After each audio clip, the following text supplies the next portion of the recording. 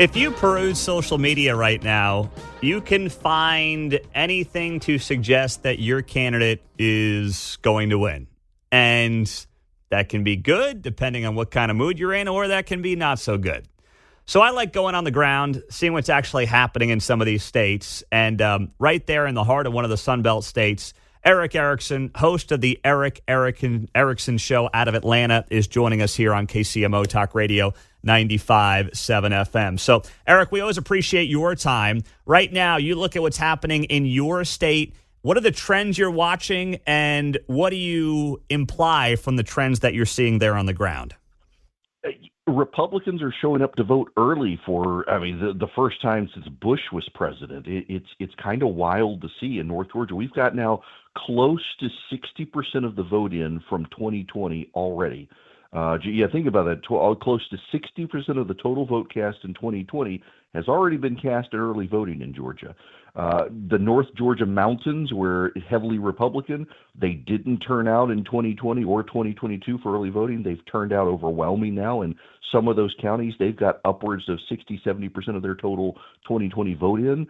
In the metro Atlanta area, black voters are not turning out the way the Democrats would like. In fact, the Democrats are telling people that if you look at 2022, they're doing very well. The problem is that a midterm election and a presidential election have different turnouts, and if the Democrats are saying 22 instead of 20, that's not a good sign for the Democrats. So Republicans in Georgia are kind of optimistic that their voters are turning out. Now, I say that, here's the caution.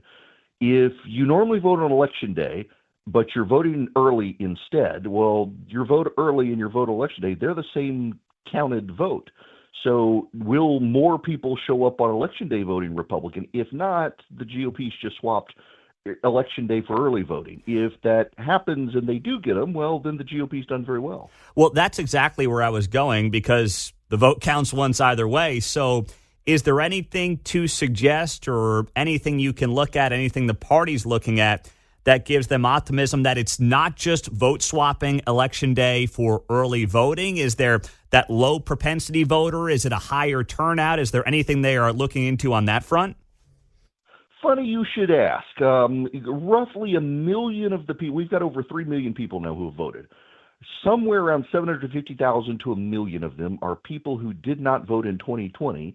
And if you look at their voter registrations, they voted in Republican primaries in the past. So they didn't show up at all in 2020. In the past, they voted in Republican primaries, which suggests they lean to the right.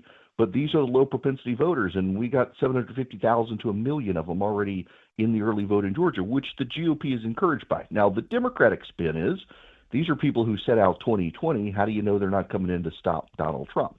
Good question. We don't know, but the odds are that these low propensity voters, they tend to be working class white people from North Georgia who voted in Republican primaries in the past. That doesn't sound like a Kamala Harris voter to me. No, it doesn't. Now, when you look at the party at large, it's fascinating that you now have a situation where low propensity voters in presidential years appear to potentially be helping Donald Trump and Republicans, when you just go back a couple of cycles and usually it was Democrats who preferred low propensity voters. So is that a shift you see the party holding on to? Is that just unique to Donald Trump?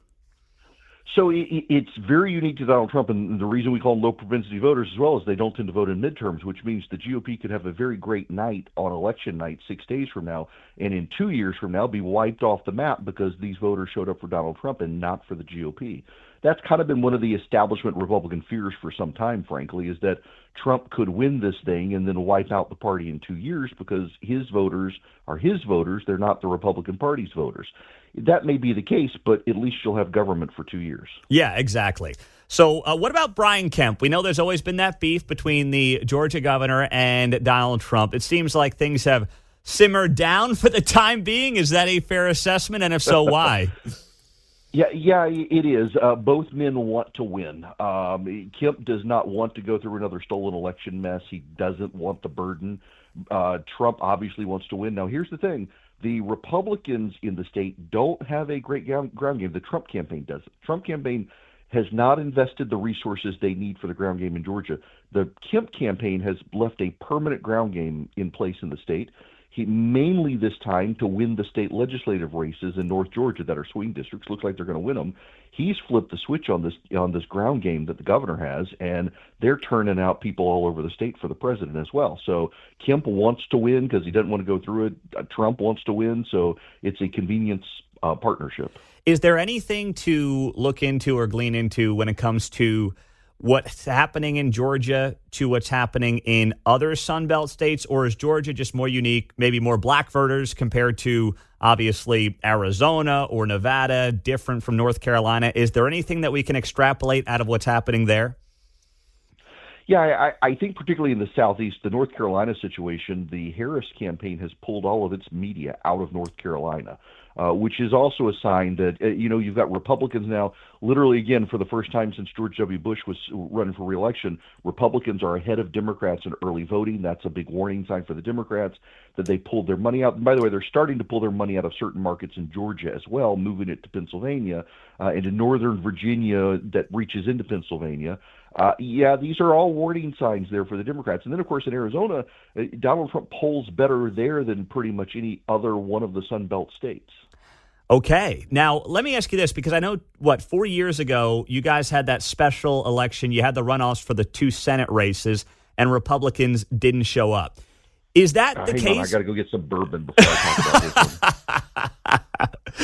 If Trump, could we be in a situation in Georgia where Trump gets to 49.9 and she's at 48.8, and then you've got third parties and we got to do it all over again for president? Or is that just in the Senate races down there? That's just in the Senate races. Oh, thank God. That's just in the Senate races. There are no runoffs for president anywhere in the country. Okay. All right. That's good to know. Although I know that your radio station down there would love to get another month's worth of advertising dollars out of the politicians. I got to tell you, the radio ad revenue and the TV ad revenue has been killing it. But because I'm sure you've experienced this before, the number of angry phone calls I get from callers in Atlanta saying, I can't believe we heard a Kamala Harris ad on your radio station. Like, folks, I have nothing to do with this. I'm sorry, but I will take her money. Exactly. Well, we have different amendments on the ballot. We've got an abortion amendment, and there are, pro-abortion groups who are running ads on this radio station, and people get upset about it. It's like, I don't know what to tell you. I'm not voting that way, but my goodness.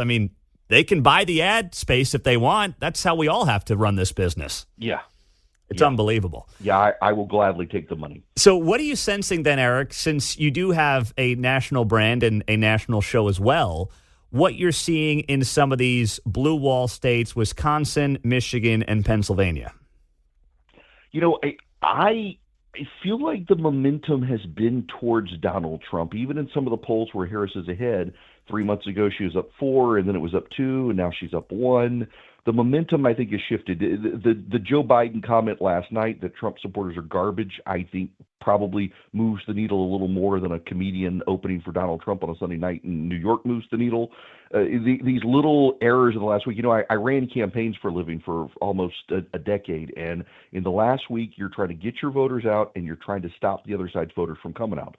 The Biden teams last night helps mobilize Trump supporters in a way that very few other people other than Trump could, and that's good. Now, the other side of this is there is some speculation from credible people that maybe the pollsters overcompensated this time to try to see the Trump vote. Now they're undercounting the Harris vote.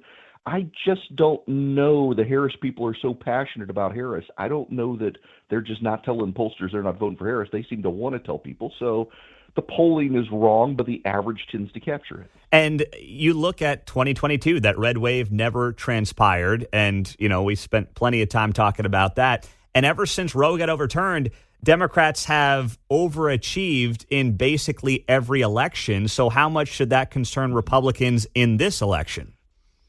I think it's got to concern the GOP. You can't take the race for granted. Pete, at the end of the day, it really is a tied race. It is a 50-50 race, and turnout always matters. The Harris team has a better turnout operation than the Trump team. That could push her over the line before Trump in key races. That should concern the GOP. They've kind of dropped the ball on the mechanics of getting voters out to vote. They're using passion to get them out to vote, and passion is not as useful as pulling up a bus and rounding people up and taking them to the polls. When people look at the Kamala Harris campaign, and I think by any estimation, it is not a well-run campaign, but you just said it right there. It's a 50-50 shot. Does that say more about where the country is at and the division in the country, Or does it say more about Donald Trump, who is able to mobilize his voter, but also mobilizes a lot of people against him? Yeah, look, for the first time in 40 years, more Americans identify as Republican than Democrat. That's good for the GOP, but not to get shot by your listeners. But had the GOP nominated someone less polarizing than Trump, I suspect this would be a blowout election. That they decided to nominate Trump, who's a deeply divisive person, even as I support him, I recognize it. He shouldn't be tied in this economy. But frankly, Kamala Harris is a bad candidate, too. She shouldn't be tied against him. Yeah, no, that's a good point. Hey, we've got all love and joy in the fields here. No one's going to be shooting you anytime soon, Erick Erickson. We appreciate it, my man. I hope so. Hey, have a great day and keep up the great work you there. Too. Thanks. Take care, Pete. Erick Erickson, host of the Erick Erickson Show on KCMO Talk Radio. He is based out of Atlanta, does a nationally syndicated program as well, and does outstanding work. We appreciate him hopping on for a few minutes with us.